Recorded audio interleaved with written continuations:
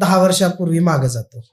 एक 12th pass झाल्यानंतर ना पहिला बालक आणि पालकांमध्ये संभ्रम निर्माण व्हायचा की तू इंजिनियर व्हायचं की पोलीस व्हायचं किंवा तू बरोबर. दुसऱ्या क्षेत्रामध्ये जायचं. बरोबर. आत्ताच्या पालकांमध्ये आणि तेव्हाच्या पालकांमध्ये काय फरक असा झाला असेल की जेणेकरून आपल्या महाराष्ट्रामधले एक 30% लोक किंवा 30% विद्यार्थी थोडेसे पाठीमागे पडले IT पासून. ऍक्च्युली कसं आहे, पालकांची भूमिका फार महत्वाची आहे. कारण कसं होतं, एक तुम्ही जसं म्हटलं 10वी-12वी पर्यंत ही चॉईस होती, बरोबर. बट आता ह्या सिच्युएशनमध्ये आता काय झालंय की जे एक्सपेक्टेशन्स आहेत पालकांचे विद्यार्थ्यांकडून ते फार गगनाला टेकलेत.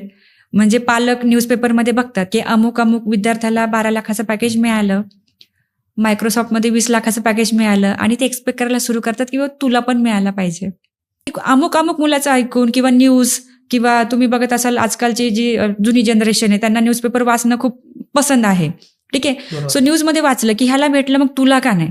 सो मला इथे काय म्हणायचंय की तुम्ही तुमचे जे मुलं आहेत त्यांना तुम्ही सपोर्ट करा, त्याला समजून घ्या की जर ते पहिल्या 10 मध्ये नाही आहेत ना तर त्यांना तुम्ही नका फोर्स करू, कारण ते नाही होऊ शकणार.